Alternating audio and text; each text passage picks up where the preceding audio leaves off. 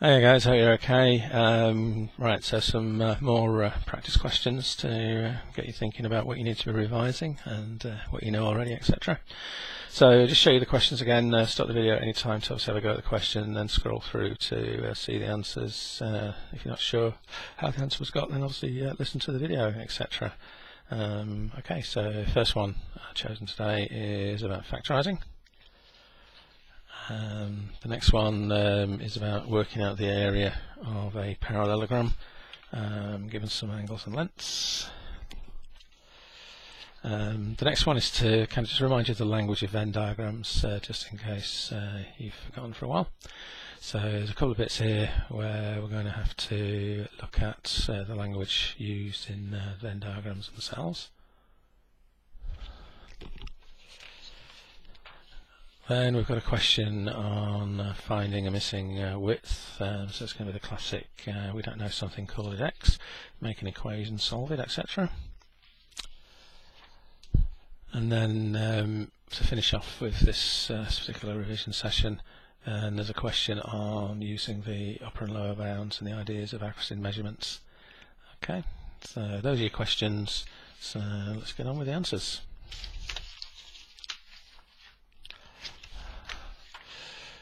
Okay, so this question talks about factorising fully, so that means we've got to find the highest common factor, etc. We can see that this will be a single bracket factorisation because there's a common factor, to both terms. And we can see that the highest common factor between 9 and 6 is 3, between y cubed and y is y. And then if we divide each of these by this factor, then 3 3's make 9. And y times y squared makes y cubed, and then we've got 3y's times something gives us 6y's. Well, that's got to be 2, let's take away 2. We've got to ask ourselves, is this fully factorised? We've got to check, does 3y squared take away 2 factorised anymore? And we can see that it's not the difference of two squares, it's not got a common factor between each of these terms, so that will be as far as this one can go. The next question talks about factorising a quadratic. It's got power 2 and a single variable, and we're talking about a non-unitary one, so there isn't a common factor to both to all three terms, so therefore it must be 2 brackets. And there's a classic technique to this where we think to ourselves, well, the 3x squared must have come from multiplying this bit by this bit. Well, the only way that's going to happen is because 3 is a prime number, is by having 3x times 1x.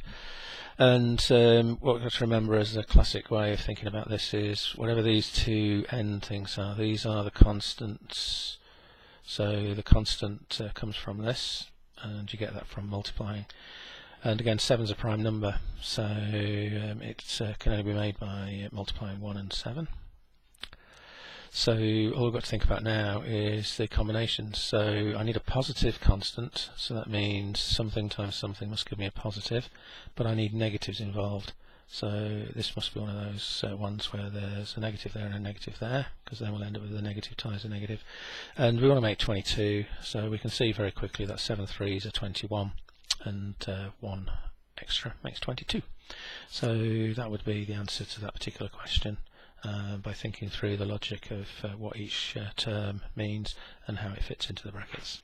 Okay, so practice your factorising, guys, because there's bound to be something to factorise in your exams. Right, so this question talks about working out the area of this parallelogram. It's given you some angles and lengths, and we've got a couple of ways we could try this question, because we can see that the formula for calculating the area of a parallelogram is classically base times perpendicular height. So we do have a base, and we can drop a line down there to make a perpendicular height, and we could work out this perpendicular height by using this triangle here, because we know a length and an angle, and we could use SOHCAHTOA. We could, if we wanted to, recognise there is a property of this triangle which allows us to split it with a diagonal and split it in half, and then we have a classic side angle side triangle, and that means we could use the formula a half AB sine C. because I've got my lengths for my side-to-side and angle, I am going to use this one for calculating the area of this parallelogram. But if you did use this triangle to work out the vertical height, then this would have been theta, this would have been the opposite length, this would have been your h, this would have been the opposite length, and you would have used the sine function because sine theta equals opposite over hypotenuse, and then you'd have bunged your numbers in, so you'd have had sine 72 equals the opposite length h over the sine over 12, and therefore h would have been 12 times the sine of 72 degrees. And then you'd have gone on and got the same answer as I'm going to get from here, hopefully. Okay, so to work out the area then, we can do a half times the two side lengths multiplied times the sine of 72 degrees.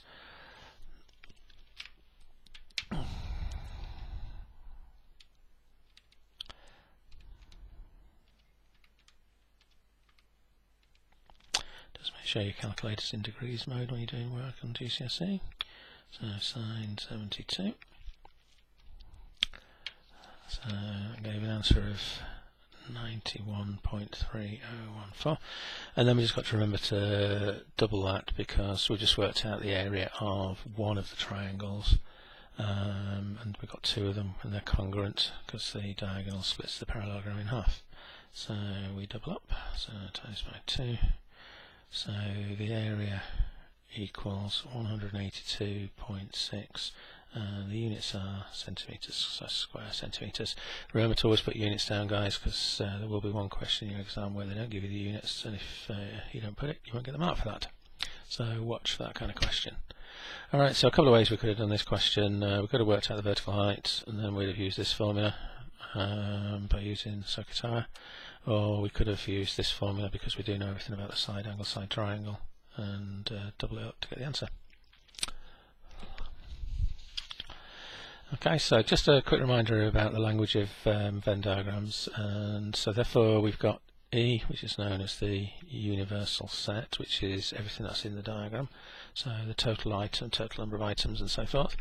We have a circle that's being defined by a label, so this is circle, the whole of this circle is representing the whole of A, and this circle here is representing the whole of B, and in the middle here is the intersection of A and B, and the whole two circles is known as the union, so A union B is all of the circles, and if you don't have something then it's known as the complement, so and so forth. So for example, everything outside of A would be known as A dash, that's everything outside of A, so that would include this bit here, would all be A dash.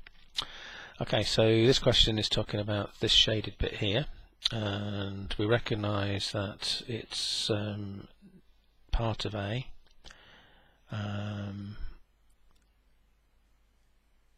but it's not part of B, but it is part of A, so therefore it must be this, because it's not part of B, which would be the whole of this apart from the circle B, and this bit here is definitely part of A, so it has to be the intersection, so it has to be in A and not B. Okay, so that's going to be that one. And this part shows you a different part of the diagram.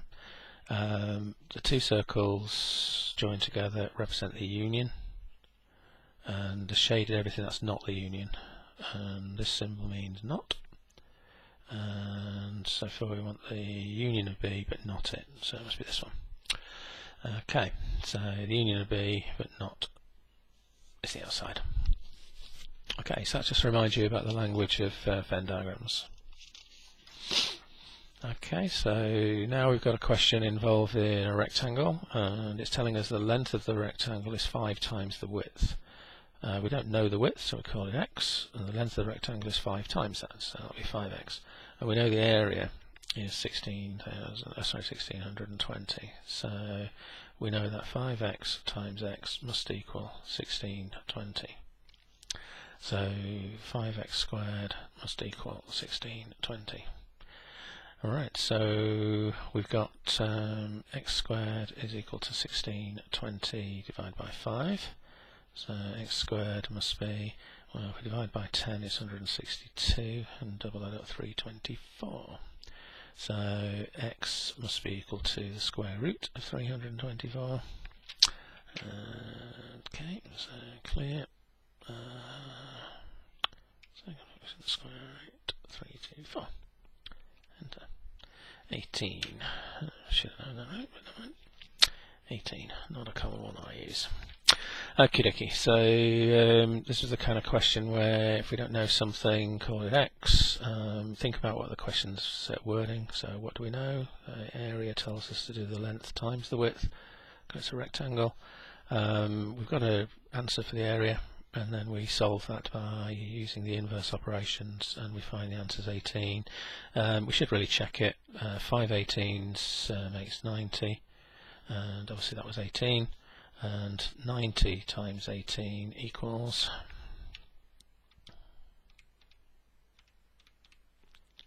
1620.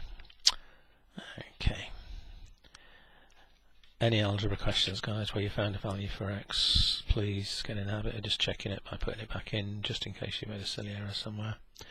Okay, so that's how that question could be done. And this question talks about the dimensions of a floor, and it's telling us that it's to the nearest, so that's shouting out here to do bounds. And what you've got to remember, guys, is that the bounds works like this, where we have a lower bound and we have an upper bound, and the bounds are found by the error, and the error is always equal to plus or minus a half of the accuracy given.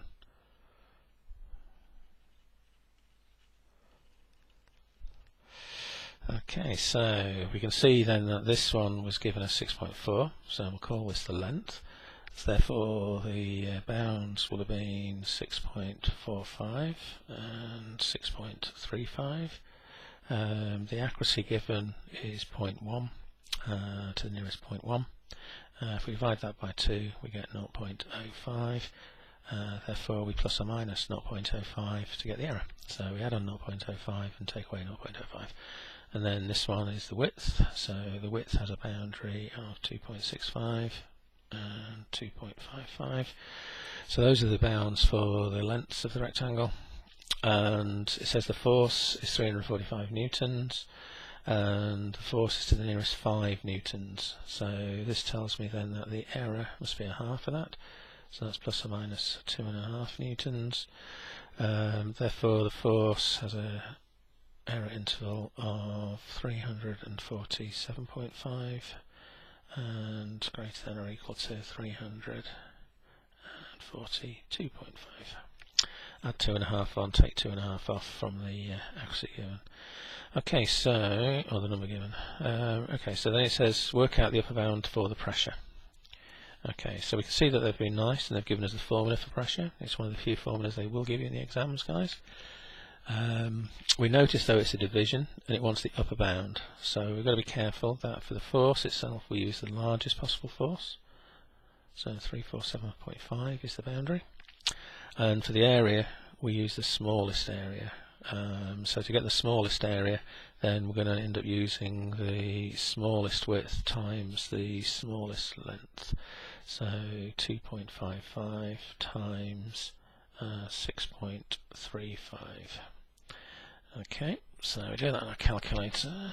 So 347.5 divided by bracket 2.55 times 6.35 close bracket, and so always write down more than what they're saying. They wanted 4 significant figures, so we'll keep going for a little while.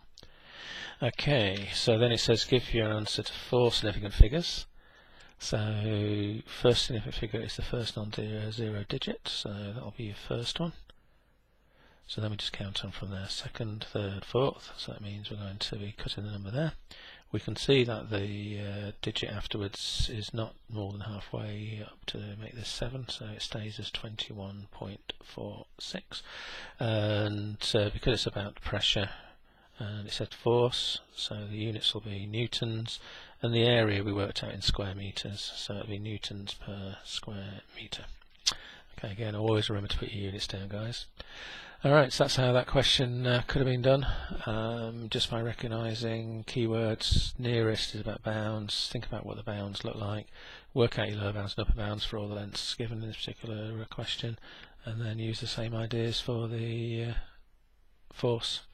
Alright then guys, so that's another revision session for you to have a go at, hopefully of use, and as always, good luck, and keep enjoying your break, keep making sure you get time to relax and chill. 8 hours sleep, 8 hours work, 8 hours play. Sounds a good combination to me.